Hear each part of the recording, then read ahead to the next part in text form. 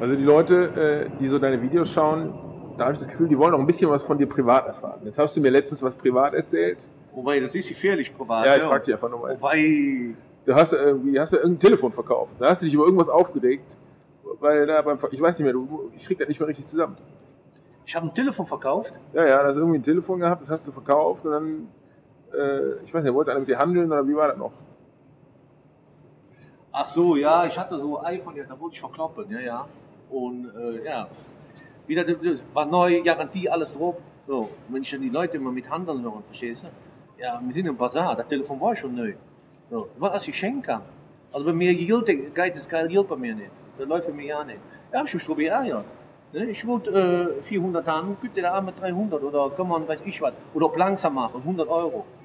Bin ich bei Quelle oder Otto versammelt. Kannst du, was ist das dann? Lange Welle machen? Kannst du mir nicht mit 100 Euro abbezahlen? Hallo? Das geht doch nicht, das funktioniert doch nicht. Nein, das geht ja nicht. Also, das funktioniert, da brauchen wir ja nicht drüber reden. Jetzt war ich mal auf einer Bank gewesen. Bin ich bei so einem Banker hingegangen, habe ich für den Banker gesagt, entschuldigen Sie bitte mal, können Sie mir vielleicht einen Rat geben? Sagt er, ja. Sag ich, schauen Sie mal, ich bräuchte einen Kredit. Sagt er, ja, was brauchen Sie denn? Sag ich, für meine Schulden zu bezahlen.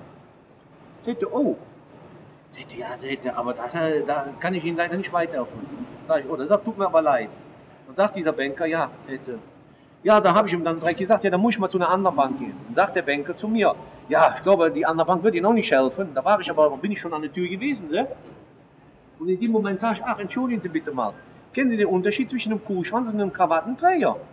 Sagt er, nee, sagt der Kuhschwanz bedenkt das ganze Arschloch, die Krawatte nur das halbe. Da zu diesem Thema. Und was hat der Banker dann gesagt?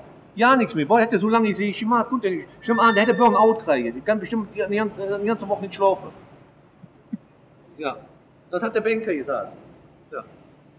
Also von daher, ne, Leute, das ist, oder warum eine geile Ware hier? War das für einer? Eine Audi, R8 oder so. Oh ja. Ja, schönes Ding, ne? Ja. Habe ich zu Hause auch stehen, im Wohnzimmerschrank, vom Playmobil. Ich fahre auch immer ein paar Runden um den Wohnzimmertisch. Weil.